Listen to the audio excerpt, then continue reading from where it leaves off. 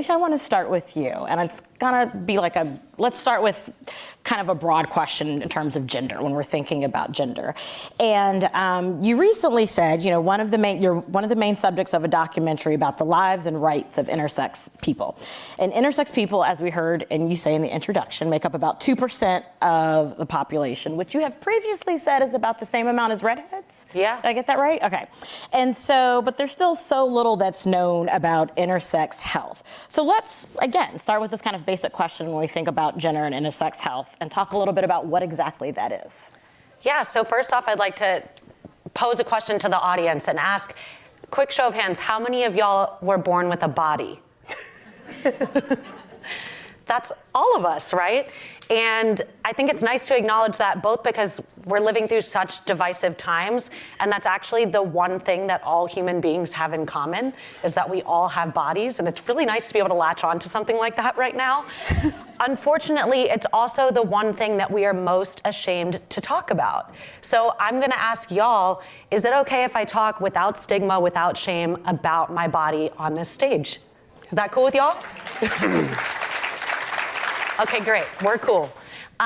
So yeah, I was born intersex, which, as you heard in the introduction, we're around the 2% of the world's population that is born with physical sex traits. So that can be combinations of hormones and chromosomes, external genitalia, and internal reproductive organs that don't fit neatly into those male-female boxes. What that meant for me is that I actually have XY chromosomes, and despite being born looking entirely female on the outside, instead of being born with a uterus and ovaries, I was born with internal testes.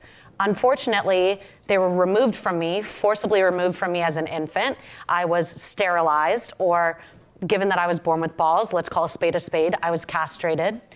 And I think when we hear about forced sterilization, we often think about like other countries, far off places. It happens in board certified hospitals by accredited physicians across the country every single day to intersex people like me. And there are a variety of reasons that are given for that. Overall, it's because there is a huge societal stigma against bodies that don't fit the norm.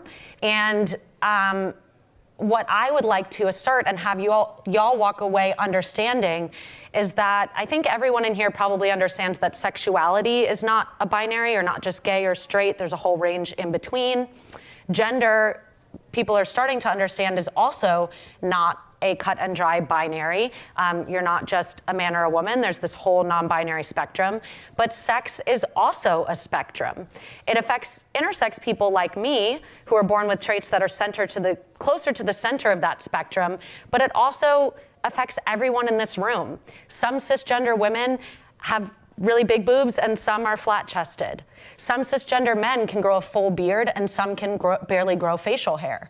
So all of our sex traits exist on a spectrum, right? We as intersex people are just a little bit closer to the center of that spectrum, and society likes things that fit neatly into boxes. So as I mentioned, rather than changing the birth certificate to fit the reality of our bodies, unfortunately, they change our bodies to fit on that piece of paper.